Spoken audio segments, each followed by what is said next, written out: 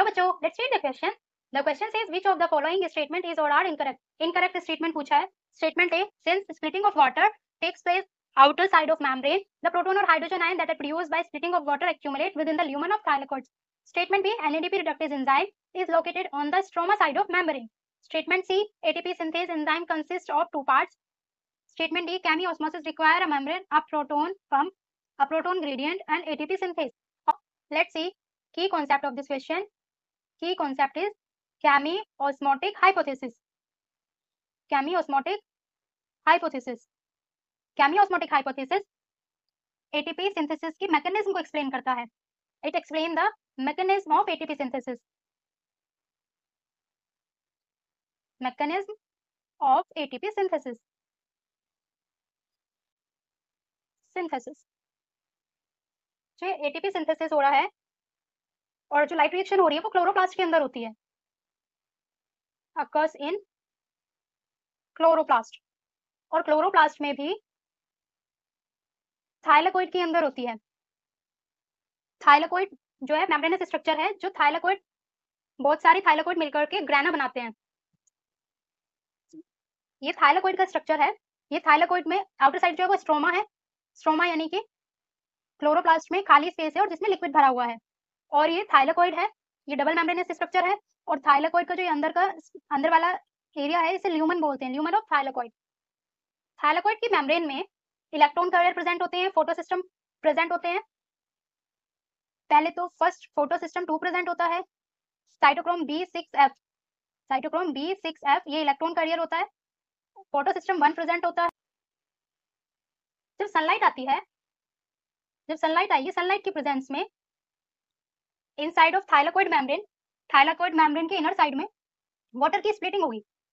Water split होगा और split होकर के सनलाइट की प्रेजेंस में 2 इलेक्ट्रॉन, 2 प्रोटॉन और हाफ मॉलिक्यूल ऑफ ऑक्सीजन देगा. ये सब कुछ सनलाइट की प्रेजेंस में हो रहा है.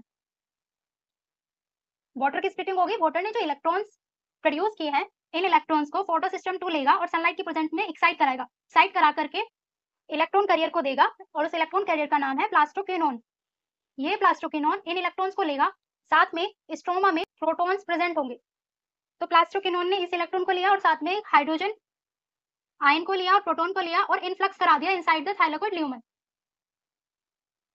जब ये इनफ्लक्स हो जाएगा तो प्लास्टोक्विनोन इस इलेक्ट्रॉन को आगे ट्रांसफर कराएगा नेक्स्ट इलेक्ट्रॉन कैरियर के पास, साइटोक्रोम B6F के पास. फिर ये इलेक्ट्रॉन साइटोक्रोम B6 से जाएगा प्लास्टोसाइनिन के पास. फिर प्लास्टोसाइनिन इस इलेक्ट्रॉन को आगे पास कराएगा फोटो सिस्टम 1 के पास. प्लास्टोसाइनिन ने इलेक्ट्रॉन्स आगे फोटो सिस्टम 1 को दे दिए. फोटो सिस्टम 1 ने इन इलेक्ट्रॉन को एक्साइट कराया और आगे ट्रांसफर कर दिया FNR को. FNR थाइलाकोइड की स्ट्रोमा साइड में, थाइलाकोइड की स्ट्रोमा साइड में एक एंजाइम प्रेजेंट होता है जिसे बोलते हैं ferredoxin NADPH reductase. Ferredoxin NADPH reductase enzyme.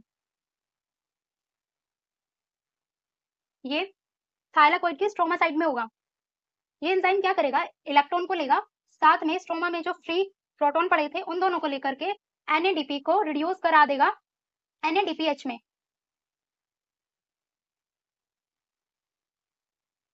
जब ये NADP को NADPH में रिड्यूस कराएगा तो स्ट्रोमा में हाइड्रोजन आयन यानी कि प्रोटॉन का अमाउंट कम हो जाएगा, डिक्रीज हो जाएगा. तो outer side of thylakoid membrane में क्या होगा, प्रोटॉन का अमाउंट कम हो जाएगा. बट इनर साइड और ल्यूमन ऑफ थाइलाकोइड में प्रोटॉन का अमाउंट इंक्रीज हो रहा है, बिकॉज जितनी बार भी वाटर स्प्लिट होगा उतनी बार प्रोटॉन प्रोड्यूस होंगे. और साथ में प्लास्टोक्विनोन भी हाइड्रोजन कैरियर का भी काम कर रहा है. वो स्ट्रोमा से इलेक्ट्रॉन को इनफ्लक्स करा रहा है ल्यूमन में. तो यहाँ पे प्रोटॉन का अमाउंट बढ़ जाएगा इनसाइड द ल्यूमन. तो जब प्रोटॉन का अमाउंट बढ़ जाएगा इनसाइड द ल्यूमन और स्ट्रोमा में प्रोटॉन का अमाउंट कम हो जाएगा, तो ये जो डिफरेंस है प्रोटॉन का, ये ग्रेडियंट क्रिएट कर रहा है. जब ग्रेडियंट क्रिएट होगा तो प्रोटॉन हायर कंसंट्रेशन से लोअर कंसंट्रेशन की तरफ मूव करेंगे थ्रू ATP सिंथेज. ये ATP सिंथेज एंजाइम है. ATP सिंथेज एंजाइम 2 कॉम्प्लेक्स से मिलकर के बना है, CF0 एंड CF1. इन दोनों कॉम्प्लेक्स से ये प्रोटॉन हायर कंसंट्रेशन से लोअर कंसंट्रेशन की तरफ मूव करेंगे और जब ये मूव करेंगे तो एक फोर्स जनरेट होगा, प्रोटॉन मोटिव फोर्स जनरेट होगा. वो प्रोटॉन मोटिव फोर्स क्या करेगा, ADP को इनऑर्गेनिक फॉस्फेट के साथ ऐड करा करके एटीपी में कन्वर्ट कर देगा।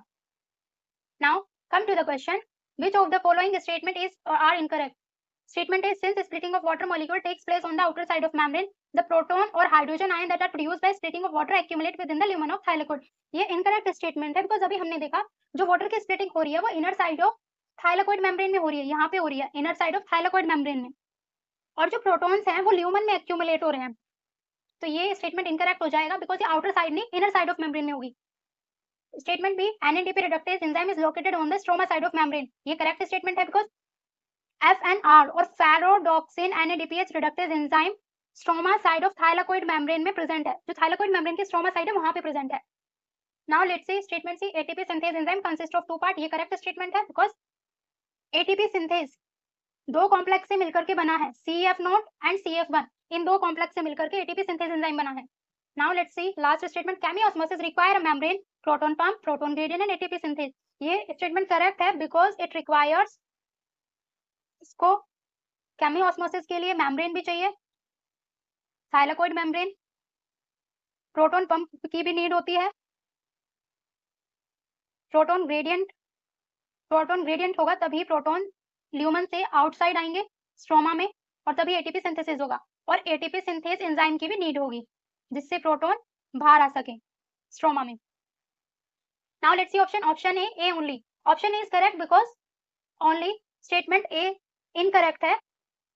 इस क्वेश्चन के अकॉर्डिंग हमें इनकरेक्ट स्टेटमेंट फाइंड आउट करना था। The most appropriate answer is a. I hope you understood it well. Best of luck.